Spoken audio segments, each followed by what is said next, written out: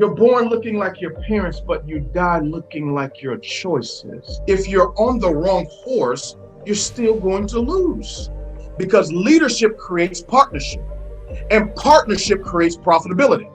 And I remember that moment I made a decision, I'm gonna go. And then about 6 months later, I hit a position called executive director with that company.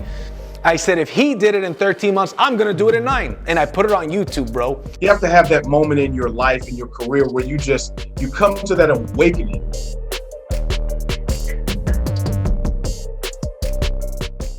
What's up, guys? Welcome to another episode of the Driven Not Given podcast. And man, I've got a treat for you guys today.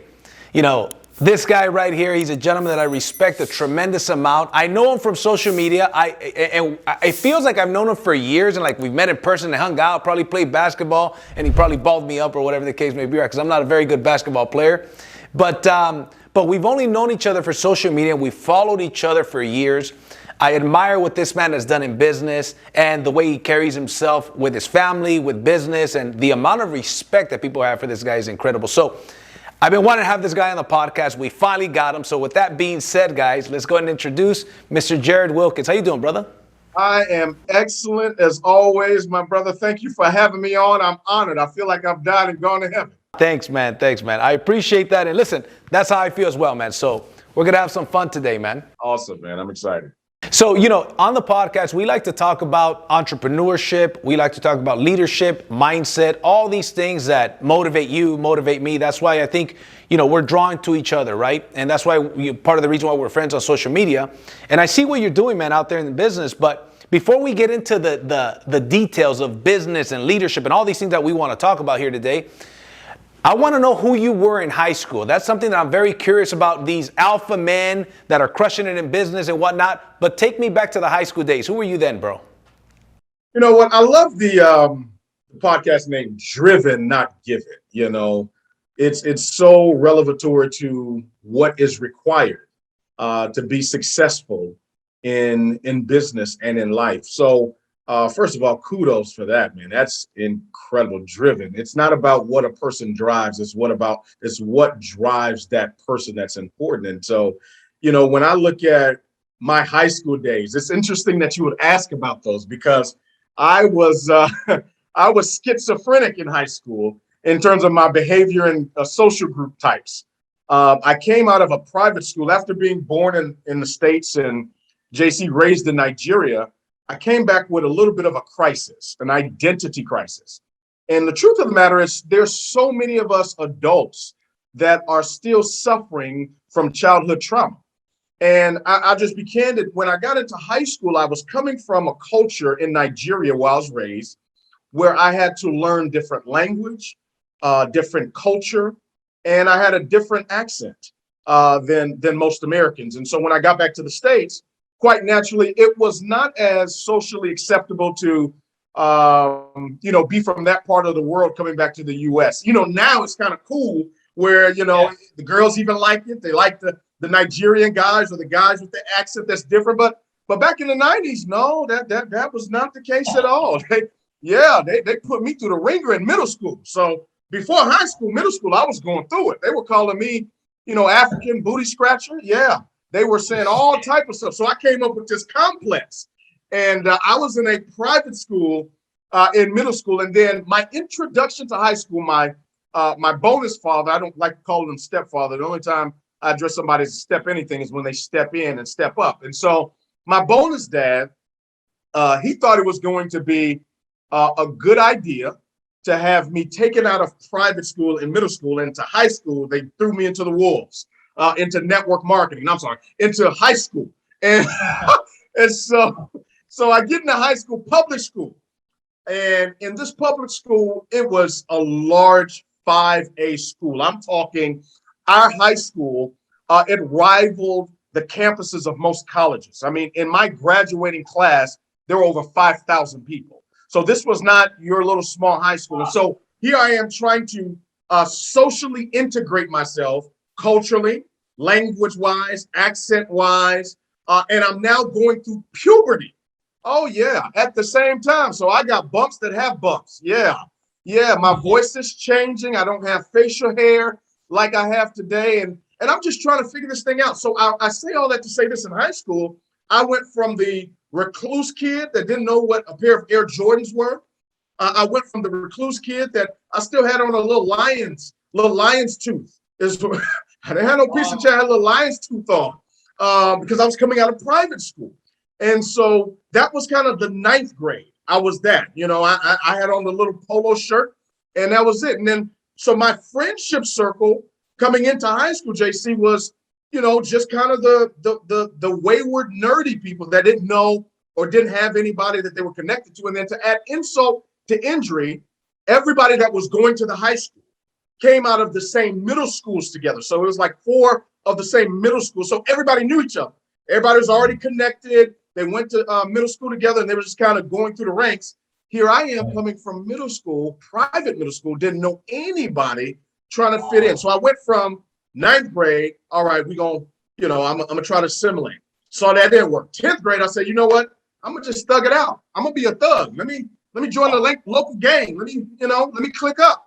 So I joined Five Dudes Who Were Crip. So I'm a Crip in 10th grade. You understand? We boxing, going through the whole thing. They pistol carrying, I'm in Texas, by the way. So we were carrying guns back in the 90s. So in high school, we got guns in the car. And, you got to go jump. We beefing with the LKs and the Bloods and everybody in high school. Dude. That lasted a whole year. Go to middle school, go to 11th grade. I said, I'm gonna play basketball. So I told you, identity crisis. So I go start playing basketball, found out I'm pretty good at basketball. My grades slipped, and so they cut me from playing basketball. So I said, okay, dog, I was coming out of the gangster life. I'm trying to be an athlete, student athlete. So I said, okay, let me try football. I go into football because you only have to have D's or C's, and I had dropped down to C's and D's, not A's and B's. I'm playing football. I'm pretty fast. I'm doing good. I get hit. I said, no, I don't like that. Let me get up out of here because I'm not doing football. So I leave football, and I now going into my senior year, and I meet a guy. JC, this guy had all the girls. I ain't gonna lie to you. He had the girls that had boyfriends. I'm like, man, this guy, how you do that? And I befriended him. And so he and I, we got real close. We became friends because I was like, man, let me try this little Playboy thing. Because he was throwing parties, and he would have parties every week with 300 and 400 kids showing up, and he was making money at the door, charging kids $10 to get in, and then making money from the bar. No liquor, just, regular beverages or whatever it was. I'm like, man, so you can party and get paid? Let me go into this Playboy type lifestyle like P. Diddy. And so I matriculated into that. And so high school for me, who was I? I was working for a telecom company in high school called MCI, Many Confused Individuals. That's who I was, okay? I was confused on who I was, but the great thing about it was I was able to associate with so many different classes of people, different mindsets of people that has served me now in my adulthood because I learned it as I was growing up in adolescence. So that's who I was. Interesting. So you went from a nerd to a thug to a basketball player to a football player and to all of this stuff. Wow. That's it. And listen, I could see how that would be tough, man, because listen, kids are mean, man. You know what I mean? And yeah, very, very much so. I have a 7-year-old son and stuff, and I talk to him about bullies and stuff and how to handle bullies because I don't think enough parents teach their kids that. And that's one of the things that you and I have in common as well is, martial arts, right? And the discipline and the confidence that comes from martial arts because you never know and stuff. And so kids can be very mean. So when did you go from out of high school, what did you do? Did you go get a job? Because I'm trying to find when you came into the entrepreneur world. Yeah. Well, yeah, my mother is an attorney. My father is also an attorney. So I come from a family that not just went to school, but they believed in school. They believed in education. And so my dream, JC, was to go to school, get this nice dream career working for a large corporation, be some type of vice president or some higher up rank in that company's hierarchy, have a rubber tree plant, have my name plastered on the wall, and I was probably going to be featured in, I don't know, some publication as a corporate VP of some sort. And so that was kind of my upbringing, although both of my parents were self-employed as attorneys. And so, yeah, I went and got a job. One of my first jobs that I got was after watching a movie called Boiler Room. And I watched this movie, Boiler Room, and at the time, I was a waiter at a restaurant. But I liked the way they dressed. I was like, man, you can get paid. You can get paid to be on the phone talking to people and wear nice suits, drive these expensive cars. Light bulbs started going off. So that led me into a sales career. Because as a waiter, you're selling your service, you're selling your personality, you're intermingling with people. Because I worked at a buffet, and so the buffet is self-serve. They got to go get their own food. All you're doing is refilling their drinks and maybe bringing bread. And so you've got to be really good, charismatic, engaging, all of these things. And so after I saw the Boiler Room, I'll never forget this. I'm laying on a friend's sofa. I'm laying on a friend's sofa because I had got kicked out the house. And that's a whole different story for a whole different podcast. But I'm laying on the sofa and all of my belongings are in 2 hefty black trash bags.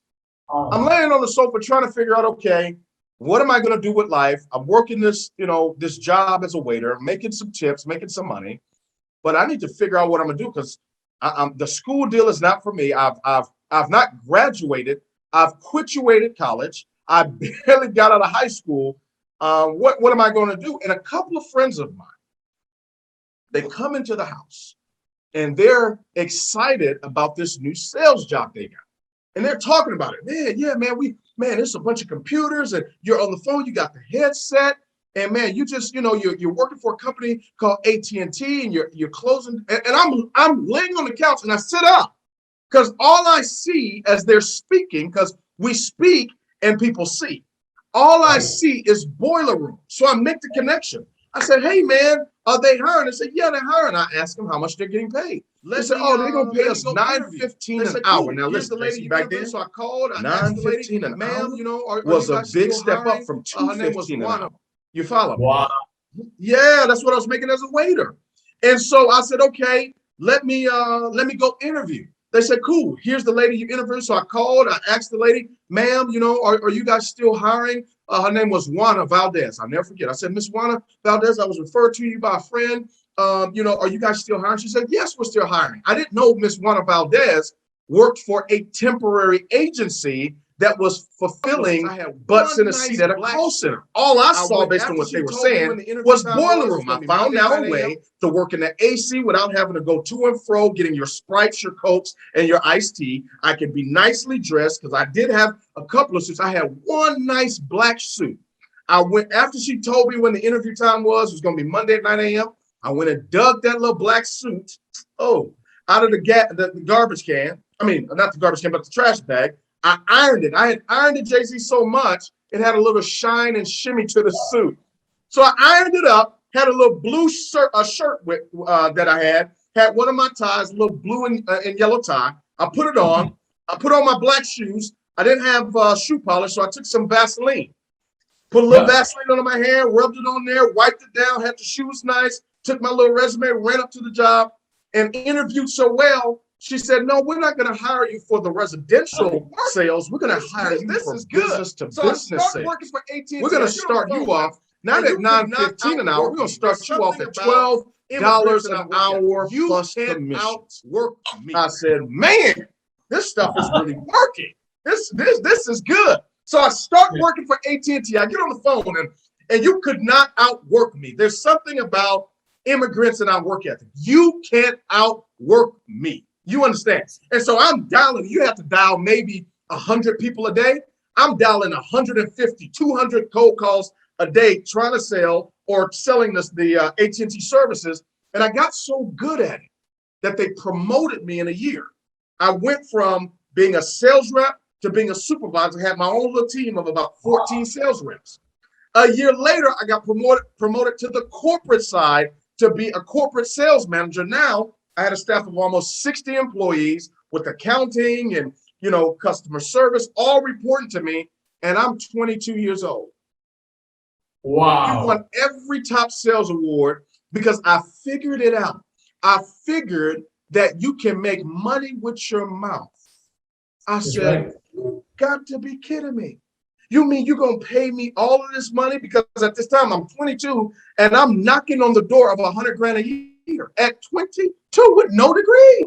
All I'm doing is sitting in a call center that many people treated as a joke. But because I had boiler room in my mind, I'm like, I can get to six figures with no degree. And so we would start work at 9 a.m. I'll be there at 8 a.m. I had the sales scripts laid out. I would do vocal coach training so they can, really slow down their pitch, how to use their tone to convey the language of what they were given so they didn't give a script or sound like they were reading a script. They became the script. And so, man, we started killing that thing. And that was really the introduction for me from a sales career into entrepreneurship. Interesting. Let me ask you this. That suit of yours, was that your prom suit by any chance? No, my prom suit, I couldn't find that one. That was probably down in there too. But no, this was a straight black suit I used to wear to church. Got it. You know, the suit that I jokingly say, the suit that I would wear to my first network marketing meeting at 18 was my prom suit. I said I used to wear that thing so much, it used to stand up on its own. You know what I'm saying? So I feel you, brother. And then a boiler room. That was in 2001. In my introduction to network marketing, I was introduced to Boiler Room. Matter of fact, the team leaders scheduled a movie night, and Boiler Room was what they were showing. So we all leave there fired up out of our mind, a bunch of 18-year-olds fired up, right, thinking we're going to go and rule the world. Everybody left that movie night thinking in the next 2-3 years they're going to be millionaires and stuff. So it fires you up for sure, man. Yeah, I remember that. That's a powerful movie, man. I remember one of the quotes that I love from that movie says, when he's talking about Biggie Smalls, right? He says, you either slinging crack rock or you got a wicked jump shot, right? That's it. That's one of the quotes I remember from that. That's cool, man. So you have a job, right? And how did you get introduced to, is that when you got introduced to network marketing shortly after that, or how'd that work? Yeah, I was working for AT&T and a buddy of mine who was a sales manager as well. So we were 1 and 2. I was number 1 in my department. He was number 1 in his. But they would put us together and it was like, man, we're not going to compete against each other. We see what this is. Let's just be friends. And so we would share ideas. And so he comes to me one day with a company called ACN. And somebody tried to sign him up in ACN. And my father, in his protective nature, when I was coming up 16, 17 years old, he made me read Rich Dad, Poor Dad. And one of the businesses I had researched was a network marketing company to get involved with. And that's when he gave me the lecture that's one of those pyramid deals. And only the people at the top make all the money. All the people at the bottom do all the work. So when my friend brought ACN to me, I saw the same diagram and I said, oh, that's one of those pyramids. Don't do it. He said, well, I'm supposed to be going to this meeting tonight. And I was like, cool, we're leaving same time tonight. Let's just go to the meeting together and I'm gonna help you tell them no. We get to the meeting, guy's giving an incredible presentation. He's in front of the room, he's got the nice watch on, talking about all the success they're having. He's got 32,000 people in his organization and all this type of stuff. And I'm like, this guy has got to be lying. But I like this. This is incredible. You got about 200-300 people in the room. They're excited. They're dressed nice. They're dressed sharp. It's a nice hotel. So we leave. I mean, it's over. They take us to the back to close us out. And I'm like, man, we're in telecom for AT&T. They're in telecom with ACN. We could probably kill this. Now, the only challenge, JC, was it cost $500 to join the business or to start that business. And so I didn't have a discretionary $500 and neither did he. We had to wait till payday. So I said, we're going to wait till payday. But in the interim, why don't we sign some people up at the job into the deal so when it's time to get started, we would have already made our money back. Brilliant idea. We go in. We get to the cafeteria break room. We start, doing our thing. I'm in. Everybody's in. They hadn't seen a full presentation just on our sphere of influence. Everybody's in. And then long story short, that week comes. And when it was time to get started, my car breaks down. So the money that I had allocated, discretionary $500 to go and get started in the business, I used it to fix my car. And I never got started with ACN. Wow. But what ended up happening not too long later, the young lady I was dating at the time They got started with another company. It was a health and wellness company. And I respected her family, her mom and dad. They were business people, entrepreneurs, owned learning centers, owned real estate, had the nice house, and they were excited about the business. And they said, Jarrod, you could kill this. You could become one of the top leaders in this company, one of the top people in the profession. This is in 2004. I'm like, because I respected them, I was like, okay, cool. So I go to this little meeting. The guy that was giving the presentation, JC, he worked for IBM. He drove a Lexus. I think it was the little white ones, the SC. I think that's what really nice, top down. It was one of my dream cars. I loved that thing. And he was giving the presentation. He started showing his checks. He was making like $1,000 a week, $1,500 a week part-time. That was the operative word that caught me. Part-time, this corporate exec working for IBM full-time is doing this network marketing business, making $1,000, $1,300 part-time, and I see the checks. Oh, I'm gonna do it. So I did it. I joined the business, and it was just that social proof, and I got involved in it. I got enthralled into it, and what ended up happening for me was I went from that presentation to one of their trainings. I'll never forget. They called it a success seminar, January 4th and 5th, 2010. I go to this success seminar. It was $200 ticket to get in, and it was 2 days. And I heard things I had never heard before. I heard about the rich and the wealthy build networks and the average people go to work. I heard terms like shoot for the moon. Even if you fall short, you'll land amongst the stars. I heard dream big because the worst thing you could do is have a small dream and win at it. Ooh. I heard things like, you're born looking like your parents, but you die looking like your choices. And I was captivated. I was captivated. I was mesmerized. The guy that was on stage was a 34-year-old multi-millionaire that earned his first million at 30. He and his wife were retired. They had teeth that were white. I mean, pearly white. The teeth that people are getting now, they had them teeth back in 2004 and 5. I mean, I called them toilet bowl teeth. I'm like, they got to be rich. He had the mother of pearl Rolex on. Do you know what a mother of pearl? I mean, it's pearly on the inside of the Rolex with diamonds all around it. And he was driving a BMW 745 Li, the big body Ghost Edition. His wife had a 645 Ci, and they had a Hummer, lived in $1 million home. And he was talking from stage about how life could be, and I was hooked. Right. I said, I'm gonna do this. I don't know how I'm gonna do it. I don't know how it's gonna work, but man, you got me. And I went from making a decision to join network marketing to making a commitment to becoming a successful entrepreneur, January 4th and 5th, 2010. Wow.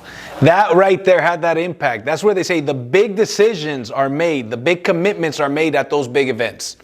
I just had an event. As a matter of fact, interestingly enough, this last weekend, right? It was a 2-day event. It was $200 a ticket, right? 100 people showed up. That's what we allocated for. And so people got out of there inspired. Some people drove from Texas, right? They drove back to Texas after the event. They closed the deal when they got there, right? I'm in the solar business. They closed the solar business deal out there. But yes, those events are powerful, man. I remember when I got started in the entrepreneur world, it was those events that really made me make a decision. I remember I went to Ada, Oklahoma with, back then it was called Prepaid Legal. And we were broke young guys, man. And they said, look, man, $50 gives you a charter ticket, man. You'll be on the road for 2.5 days, but you'll make it to Ada. We're like, cool, man. It's looking like and we're on this charter bus to Ada, Oklahoma, and it's taxing, man. Even though it's one of those nice buses, you get tired, man. Everybody's sleeping on the floor. You wake up and between your seats, there's some dude right there sleeping on the, under the seats. But we made it there. And I remember getting to that event and seeing, as we always say, right, you want to find somebody that has what you want, do what they do, and you have what they have. So I see the guys on stage. They're over there making $1 million a year. The Darnell Selves of the world, right, and the Brian Carruthers of the world, people that I know, and they're crushing it. And I remember, bro, I was in the nosebleed sections, and I was making like maybe $300 to $500 a month. And in those nosebleed sections, as it was finishing, the founder was talking. I had already seen all these great people, and the philosophy started to change, right? The mindset started to change, right? I remember getting teary-eyed saying, I'm going to make this work, man. I'm going to be on that stage one day. And I remember that moment I made a decision, I'm going to go. And then about 6 months later, I hit a position called executive director with that company. And, I was making ED, that's right. You remember, were you a part of Prepaid as well? No, some of our best friends were, though. Yep. So I hit the ED position, and that company had some incredible training. Some of the best leadership came from that company. And so I was making about $2,500 to $3,000 a month. And that's when I thought I made it. I'm like, man, it's $2-3 grand a month, 2004, right? This is some great money, and it could only go up from there and stuff. And but anyways, yes, I resonate with that. When it comes to those events, they have an impact. And wouldn't you say that the direct sales industry has, in my opinion, I'd love to hear your opinion, but the direct sales industry doesn't have the best trainers and motivational speakers out in the world? It not only does, what it has is also a platform for someone who has never been in sales or never been in business. You have a platform that you are empowered through after hearing the training that's specific to you and your company, or even general. For you to go apply and actually win. And, I think there's something that happens in the universe when a man or a woman meets that defining moment and tears are shed. There's no other expression of feeling that a person can articulate to you. You have to have that moment in your life, in your career, where you come to that awakening, that paradigm shift of, I'm going to do this. I can do this. I'm going to win. And man, you get chills, you get the shivers, you get these tears coming down. It happens typically at a major event, because all major decisions happen at major events. That is what allows the business to move from your head into your heart, the heart being the subconscious mind of a person. And so, yes, we have some of the best when it comes to teachers and trainers and motivators and speakers. And most companies do a good job of putting people that have actually performed at that level that they're preaching or teaching about on that stage, in that profession or in that company. And so it gives you the slight edge, because they're not just speaking through theory at times. They're not just speaking from a book that they've read or an audio that they've listened to. They've actually lived it. And the ones that resonate, the stories that move you, the words that you write typically come from the people that are speaking that have actually lived what they're teaching. That's true. I love it. Very, very true. You being one of them, by the way. I've seen some of your trainings, man, and the way that you train, the way you move a crowd, and the way you inspire people. You're one of those great trainers that I'm mentioning, man. Here's one thing that helped me out, bro. Ever since I discovered YouTube, I said, wait a minute. I can now learn from the 6- and 7-figure earners from these other companies, watching their trainings that they did at their convention that people paid hundreds of dollars to go to, and thousands of dollars when it comes to travel, right? So I started studying and stuff. And then my trainings and my presentations started having a little bit of this guy, a little bit of that guy, and I put it together because I became a student of the game, right? And one of the things that taught me a lot is act as if, right? One of the philosophies, right? And one of them that I heard, one of our mutual friends is David Imanite. He said one day, you've got to think bigger, faster. I saw that on a YouTube training. And I remember thinking, wow, it's such a simple concept, but it's so true. I've got to think bigger, faster. So I remember when he was in a company, Organo Gold, right? I was in another company, and I saw one of the guys there, Jose, who hit a 6-figure monthly income in 13 months. And I remember I was making about 10 grand a month, and that was my first time ever making 10 grand a month. And that was like a big deal. But I saw that this dude made, 6 figures in 13 months, right? In 1 month, right? I remember saying, if that dude did it in that business, the coffee business, in 13 months, I'm going to go out there and do it because I had left the $10,000 check to start from scratch I said, if he did it in 13 months, I'm going to do it in 9. And I put it on YouTube, bro. I said, I'm either going to do this or I'm going to look like a fool and I'm going to fall on my face. I never even made 20 grand a month, right? Much less 100 in 9 months, bro. And so I said, let's go. And I didn't hit the go, right? You know, the 9 months passed, it didn't. And in my 18th month, I think I made like $84,000 on my 18th month that month. So I did come up short, but you mentioned something earlier. Aim for the stars. Even if you miss, you'll land on the moon, right? And so that was, you know, so many golden nuggets from this industry. If you could go back, Jarrod, to when you started as an entrepreneur, what would you do different? A couple of things. First of all, I would learn the elements for what makes a great opportunity. There are different elements that make a great opportunity. For example, there's one element called timing. So right now, if I asked you, when was the last time you bought a CD? You would probably say, man, it's been years. So if I'm going into a business that sells CDs, my timing is off. It's not that people don't listen to music. It's just that business model has changed. And so often as a starting entrepreneur, you don't know what to look for. You don't know what makes a great opportunity. And so no matter how good of a jockey you are, if you're on the wrong horse, you're still going to lose. True. The reason why Jose got to 100 grand a month in 13 months was not only because of Jose. There were different elements that were in that business. There was different timing, different momentum, system, culture, leadership, partnership of people aligning together, where the world was, what the market was, what was taking place in the mass market. There were a lot of different elements that were in his favor for him to do his part and for his part to be multiplied.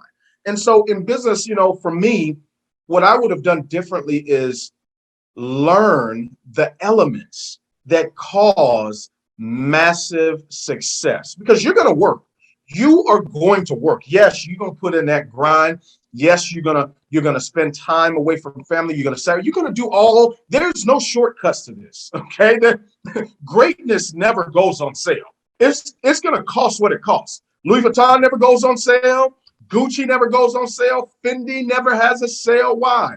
They cost what they cost. The only things that go on sale are cheap imitation retail things. Right. If you want to be great in any profession, especially in business, you're going to have to be willing to pay the cost. But I want to pay the cost, whereas after I've paid the cost, I become the boss. I don't want to pay the cost and be a little soldier. I want to pay the cost, and at the end of the call, at the end of me paying that cost, I get knighted as a boss. I'm a made man. I want to be in the made man corner. Nice. I love it. So one of the elements you said of a great opportunity is timing, right? Yes. Reminds me of a quote that I learned back in 2013. The T in timing is far more important than the T in talent. And it's very true, right? I don't know if this has ever happened to you, but it certainly has happened to me, where I see a guy or a girl that I know that I've got more experience, more talent than they do, but yet they're crushing it. They're doing a lot better than I am financially or in business, whatever the case may be, however you want to measure it. And then I came to realize the timing and positioning, but especially timing. They got involved in the right business at the right time, because, you know, we mentioned some of these guys that you mentioned. For example, Jose, had he gone to a different company, some of these big companies been around for a long, long time, he wouldn't have scratched even close to what he did, right? So timing is one of them. What is another element of a great opportunity? Timing is so important because timing allows for you, when you're ready, if you are trained and ready, putting in the work, have the skill set, have the desire, timing means you have the opportunity, JC, to capture market share. That's what business is all about. It's about market share. Specifically in direct sales network marketing, you know, if you get involved in a vehicle, you can only go as fast as the vehicle is going. So if a vehicle is going 6 miles per hour and you get involved in that vehicle and you start in the back seat and you're going 60 miles an hour, at some point, JC, you're going to hit the windshield. And guess what? It's going to bring your personal and group momentum back to the momentum of the vehicle. Right. I've been there before. You come in and let's say you open up a new audience or a new market or even a new country. You're in a vehicle that's going 6 miles an hour because they've already peaked and maybe they're in stability or whatever it is. You're going to run, and then you're going to hit the wall. And you're like, what's going on? Or why did all these people? And I used to be like, man, how did she do it? How did it? The timing of market share of acquisition was completely different. Now, it doesn't mean that timing is the only element, because obviously, if you're at the right place at the right time and you're the wrong person, you still won't maximize the opportunity. You have to be the right person at the right time at the right place. What's the right person? Not a perfect person, but I've got the skill set, I've got the mindset and the work ethic to maximize on timing. That's why they said, the Bible says, in the fullness of time. The fullness of time is derivative of the process by which you have grown through to maximize the timing of what's taking place. The second element is leadership.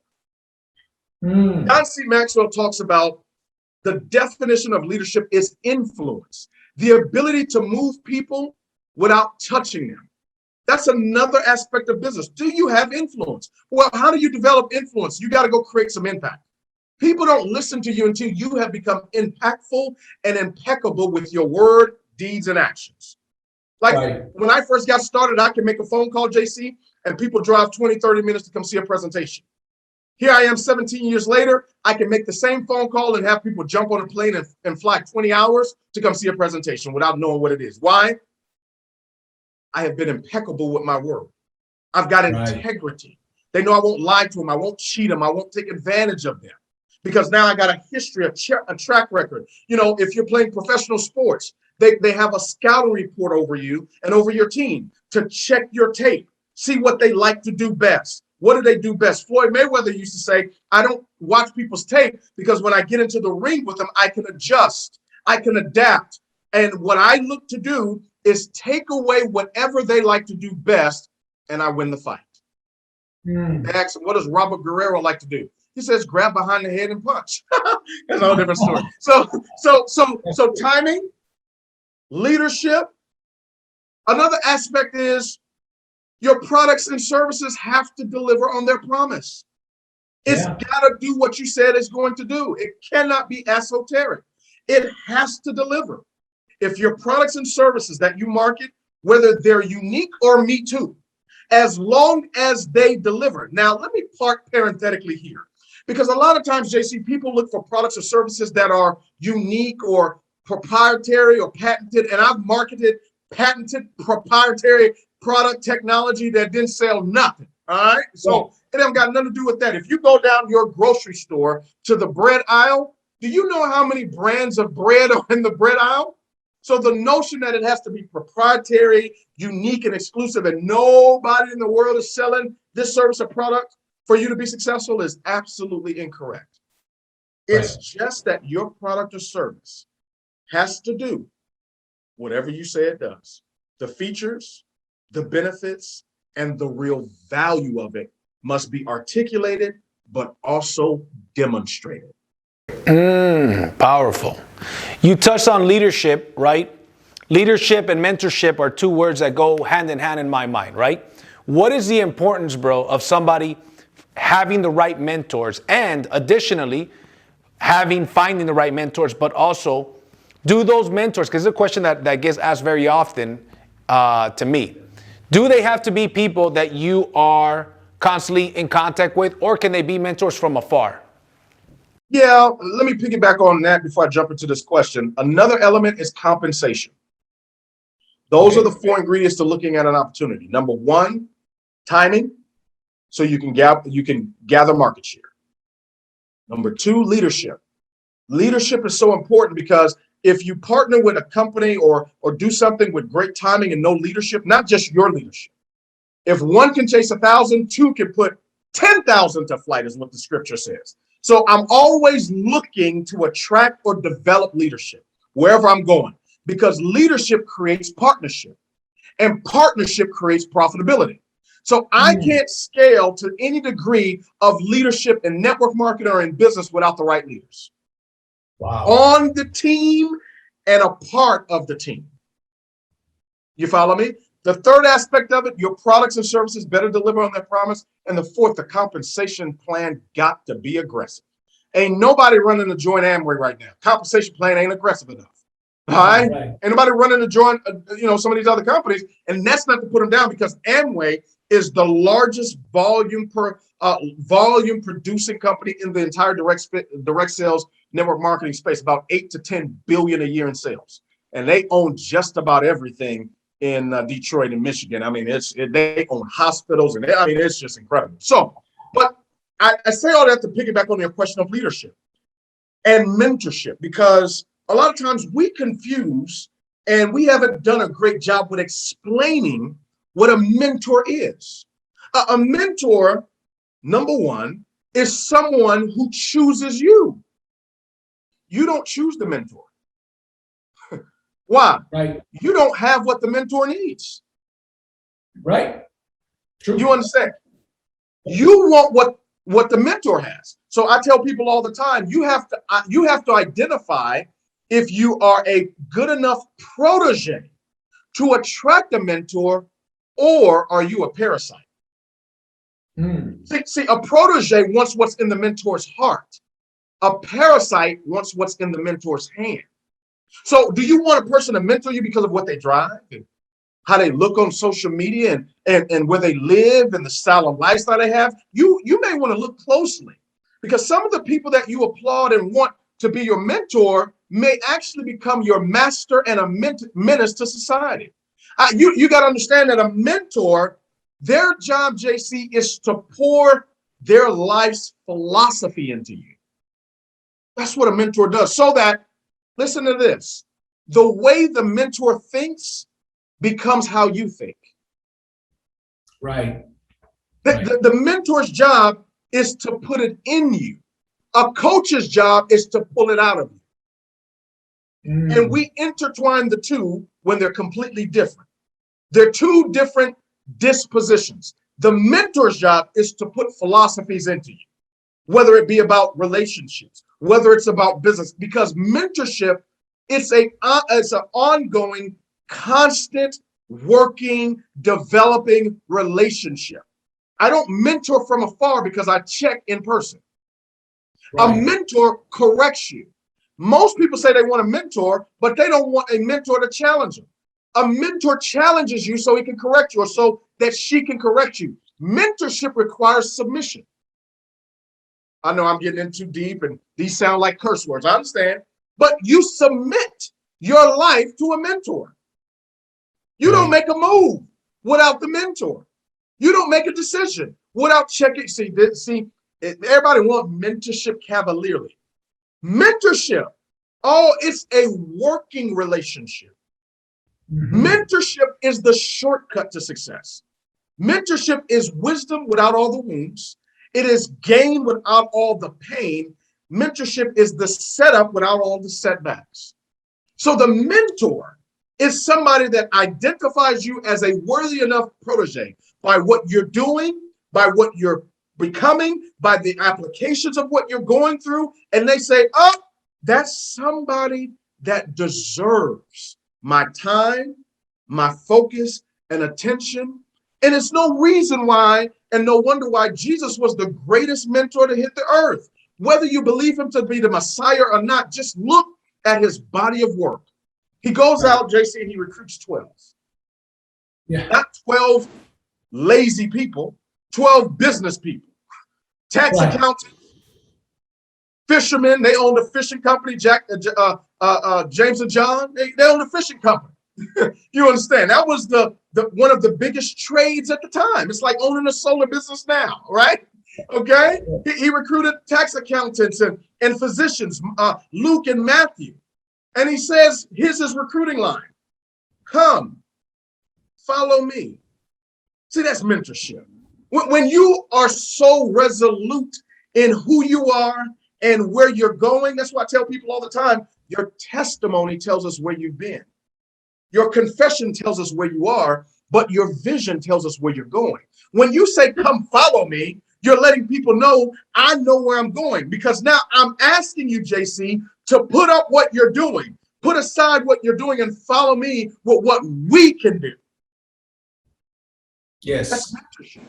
They submit themselves for 3.5, these 12 men, they submit themselves for 3.5 years to the son of a carpenter. Ooh. Wow. Interesting. Because he displayed and exhibited leadership and vision. And mentors have to have clarity of vision, be able to articulate that vision, because people, they buy the leader and they follow the vision. That's mentorship. Ooh, powerful, bro. I'm over here taking notes, man, on what you're saying. I'm trying to write fast enough so I don't forget. I love it, man. I'm going to be rewatching this a few times, man, because as you're talking, bro, I'm thinking, I'm going to be training on this on the next Monday training. I'm going to be training on this. So I'm going to steal some of your stuff, bro, but I'm going to give you the credit. It ain't none of my stuff. This stuff I've stolen for over the years, man. Fair enough. Fair enough. Let me ask you this. Skill set to go into life. If you had to pick a couple of skill sets, 2-3 skill sets that somebody, let's say, for example, a 15, 16-year-old young man or woman is watching this. They want to go into the world and conquer the world. They've got big dreams. What are 2 or 3 skill sets that you recommend that they develop? Prospecting skills, presentation skills. You have to be able to prospect. You have to be able in business to go and generate new business. If you're not able to go prospect, meet, connect, network, relate to people, be able to identify and really reach new people, whether it's through your in-person connections, if it's online, whatever that is, then you're going to struggle in business. And I venture to say you're going to struggle in life. You're going to find yourself settling because you don't know how to prospect. And then you got to learn how to present. Presentation rules the nation. You've got to be able to give compelling presentation or presentations about what you do and why we should care. Nobody cares about your product, service, or business until you show them WIIFM. What's in it for me? I know why I'm invited to this platform, because I've done a good job with prospecting and presenting consistently over the years that now people call me to get the fruit off my tree. Why? The fruit is never for the tree.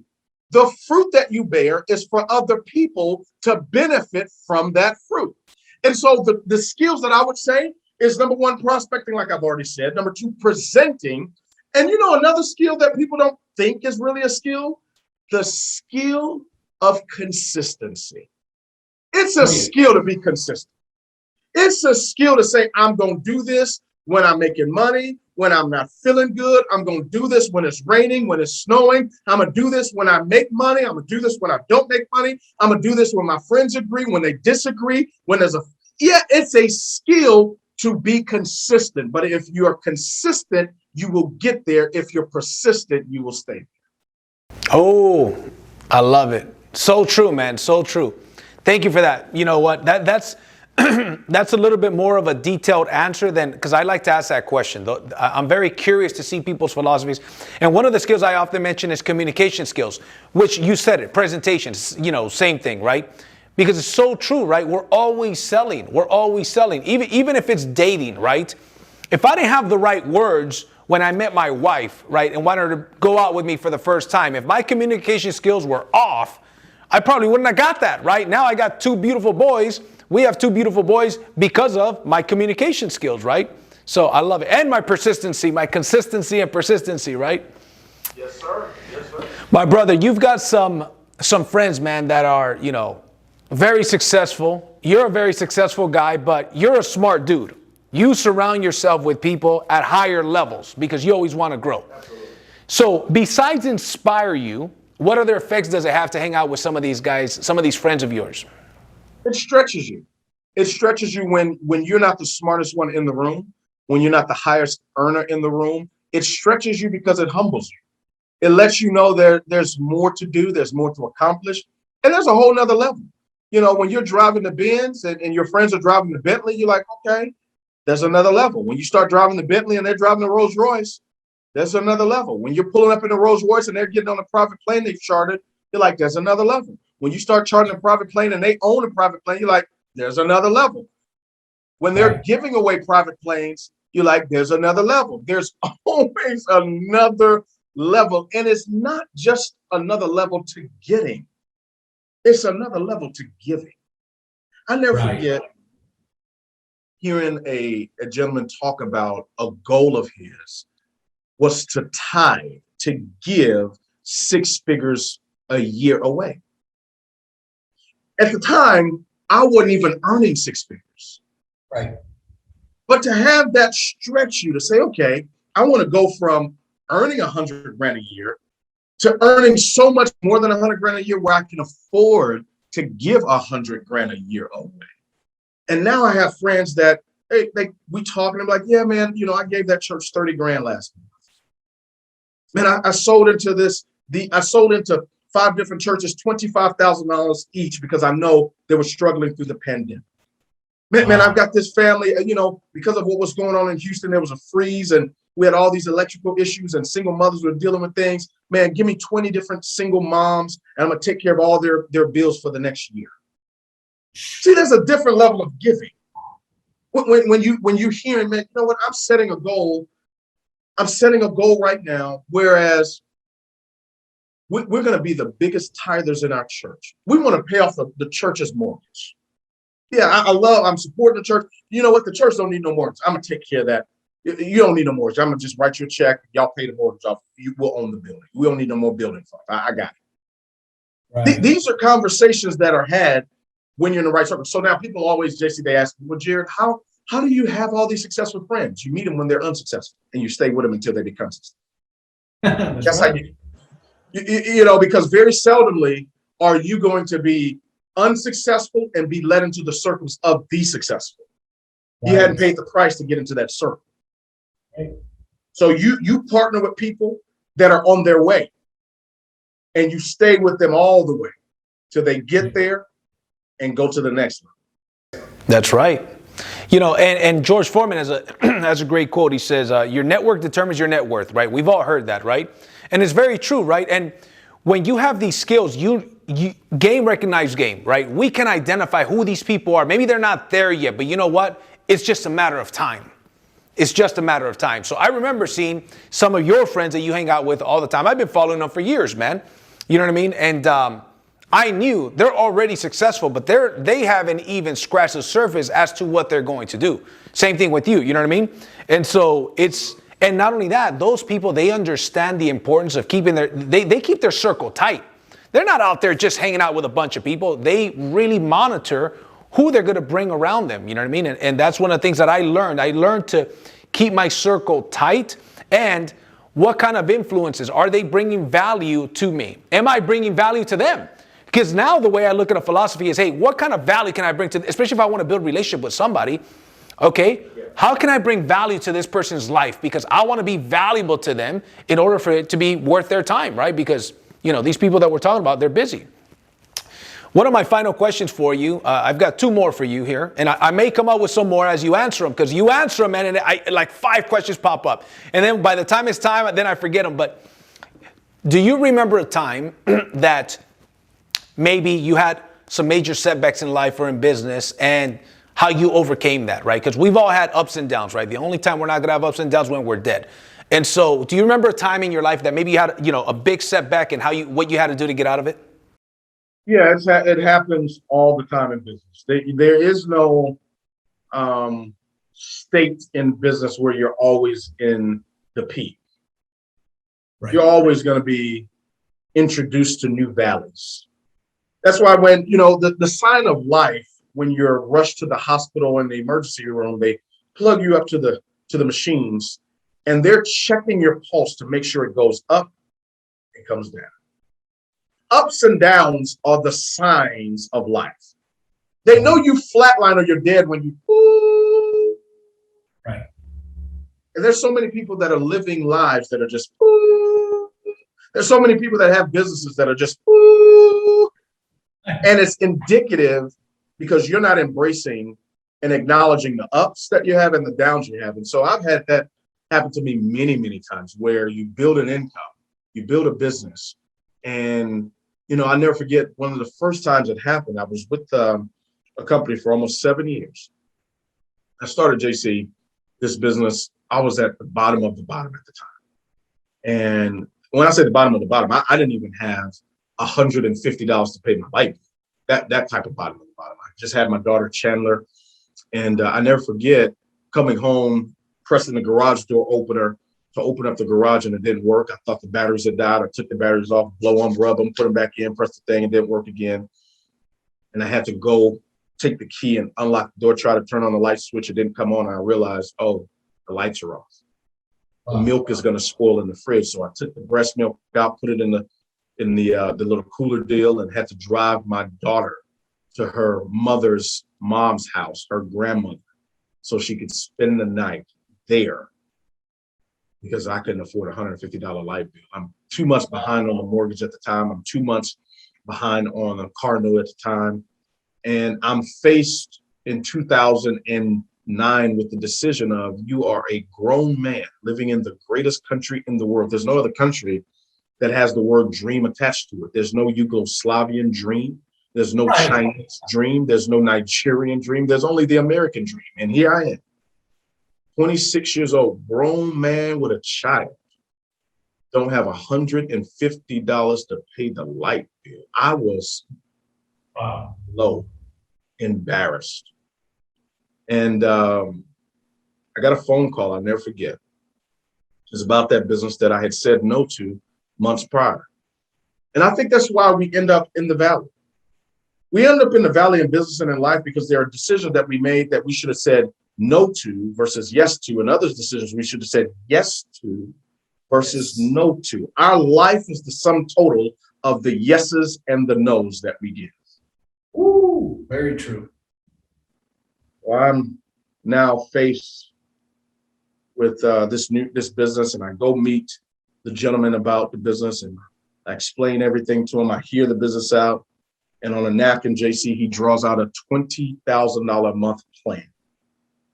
Says, you do this, this, and this. In 6 months, you'll be at $20,000 a month. Now, I had never in business made $20,000 in any month. So to start that business, you had 3 options: 200, 500, and 1,400. I said, I can do the 200. He says, if you do the 200, I can't mentor. I said, no, you don't understand, sir. My lights are off. I just bought the money to get those turned back on. I don't have no job. I don't have no income right now. I'm trying to figure this thing out. He said, man, figure that out. I don't know what to tell you, but if you want me to mentor you, you have to start at a bigger pack. I said, okay, maybe I can borrow the money and maybe get an extension on my cell phone bill, and I'll get started with the 500. He says, Jarrod, if you want me to work with you, mentor you, you have to get started with the $1,400 pack. I said, you ain't hear me. I'm 2 months behind on my mortgage, bro. Cardinal, they looking for the car right now.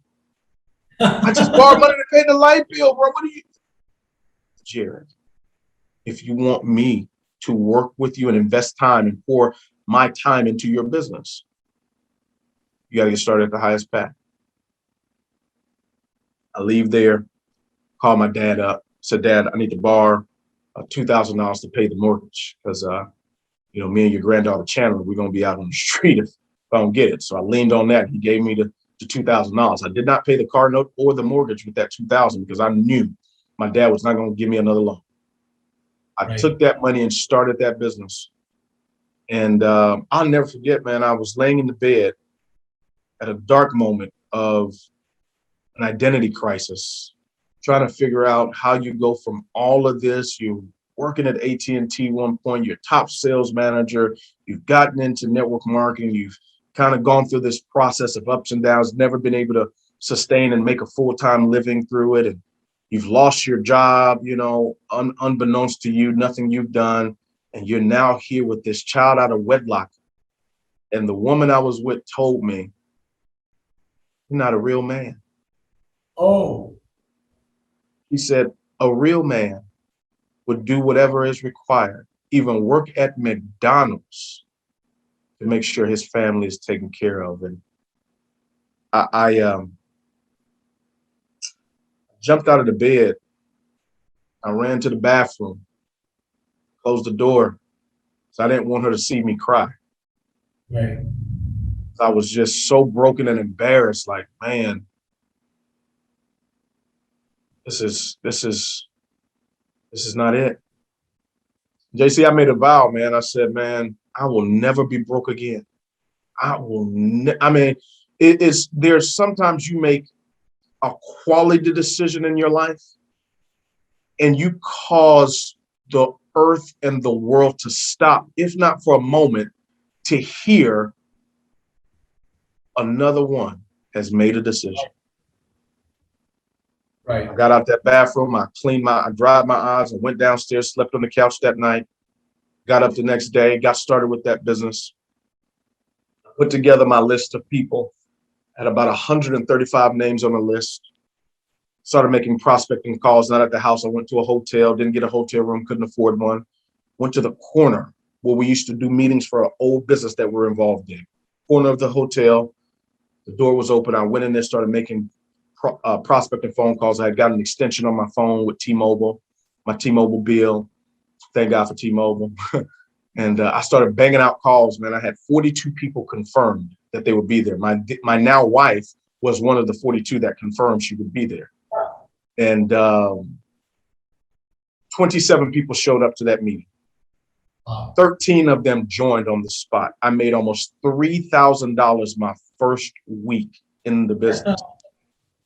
By my third month, I was making over $8,000 a month. By my fifth month, I had my first $20,000 month. We did $120,000 in sales that month. I made $20,000 January 2010. I cleared six figures in that business my first 9 months. By my 13 month in that, by my second year in that business, I was earning north of $20,000 a week. And from that day to this day, I've never been broke again in my life. My brother, my man. See, I got chills, bro. Look at this. I got chills, bro. Because I got kids too. Man, look at this shit. I still have them, man. Because I didn't know that story about you, man. And I was trying to think of other things because I'll get emotional thinking about that story, man. I had the good fortune to have my kid my first son at 31. And I learned some things early on, right? Not to live above my means. And I didn't apply it too many years later and stuff. So I have not gone through, I've gone through being broke, where the repo man's looking for my car and stuff, and I got kicked out of this apartment and that apartment and whatnot. I have the good fortune that never happened while having a kid. So I could only imagine, right? But also the drive, right? And here's the deal. I don't know about you, but I've been told by ex-girlfriends and by people negative things, kind of like what you were told here. And that developed a chip on my shoulder. And I'm not over here saying that I encourage it, because I don't. But I do say, me personally, I have built with a chip on my shoulder for a long time. It's not the best thing to do, but I'll tell you what, it worked for me. Because I wanted to prove, and let me tell you, one of those people was my stepdad. My stepdad would tell me, hey man, that door is very wide. If you don't like it here, you could leave. Right? And he would tell me, eres un bueno para nada. You're good for nothing. Eres un mantenido. That means you're somebody that I support. Now, I was a kid. I challenged him to a fight at age 16 because I was tired of him. And he hit my mom a few times, right? So at 16 years old, he tried to bully me, and I challenged him to a fight, and he didn't accept. Now, it didn't help that I had 100 trophies, karate trophies in my living room, and I was already 16. I was kind of a big boy. And so, but we went to being broke, right? We had to move out of that apartment. We lived in a studio with my two brothers and my mom. So these stories right here really, and I remember making a decision at one point too. I'm never going to be broke again, because I went to making some decent money, to losing it, to making some decent money, making some bad decisions, losing it again, having to start from scratch. And they say that it's either going to happen out of inspiration or desperation. And it's better to have from inspiration, not from desperation, right? But it certainly is a big motivation right there, right? You had that motivation and so. And I know what company it was that you did that with, by the way. I know when you mentioned 2010, I followed you, brother. So I'm like, I know that's incredible, man. Listen, Jarrod, to finish this off, what are some books, brother, that you would recommend that somebody go out there and read that maybe inspired you that you would recommend? My favorite book to always recommend is one that impacted me greatly. It's called The 7 Laws You Must Honor to Have Uncommon Success. It's by an author named Dr. Mike Murdoch. And I have not only read that book, JC, I've studied this book for years. Starting off in 2010 is when I started studying this book. It's about 60 pages. But I always recommend it because at the time it was $1,000 to get the book, and I didn't have $1,000. So I took it from my friend David and went and made copies of it. And even to this day, when I want to get myself back into that grind mode, I won't read the book that's $1,000. I will go read the book that I printed with all of the highlights in it. And it takes me back. But I'm telling you, man, that book, I have it on PDF. So people that want it, they can email me and I will send them a copy PDF of it because it is life transforming. Another book that I recommend is this book here. Instinct. Instinct is a phenomenal book by Bishop T.D. Jakes. This book is The Power to Unleash Your here it is, your inborn drive. Wow. Because success is not given, it's driven, right? So that book is incredible. Another book that I would also recommend, I've got so many books, man. For those of you in the network marketing space, your first year in network marketing, this is like the Network Marketing Bible. I recommend that one. And then I would also say, Mastering Your Money is great. Here's another book. Those of you that need, all of us need this. Leadership is incredible. Developing the Leader Within You, John C. Maxwell, is a great leadership book as well. So there's so many different books, so many different authors that will speak to you. Those are just a few of my top, because I've got them right here with me. Awesome. I appreciate that, my brother. And listen, this hour being spent with you, bro, I learned so much. I'm super excited to, for this podcast episode to air. And like I said, I'm going to be listening to this over and over again. I couldn't write down everything you said, but I got a page full of notes here. My brother, I appreciate you coming on the podcast. And lastly, how can people connect with you, bro? If people want to connect with you, follow you, how can people connect with you? Man, I'm everywhere. At Jarrod Wilkins, JARROD WILKINS. Connect with me on Facebook, Instagram, YouTube, my website, JarrodWilkins.com. If you don't find me in any of that, you can go to MySpace. I may still have a MySpace page, but I'm everywhere. I'm reachable. I'm still approachable, man. Even doing this for so many years, people get amazed and shocked when I respond to their inbox messages or whatever it is. And I'm always in a position of saying, I remember when. So I always respond. Unless I'm on a plane or traveling or in the middle of a launch, but typically I respond. My man, appreciate it. Brother, thank you so much for coming on the podcast. For those of you guys, listen, man, if you did not get value from what we just shared here today, man, you need to check your posts because this was one of the most powerful messages and interviews that I've done and that I've seen. I've seen a ton of them, right? So again, Jarrod, thank you very much. With that being said, guys, follow this man if you want to learn, if you want to level up. And with that being said, I'll see you guys at the top or from the top. Take care.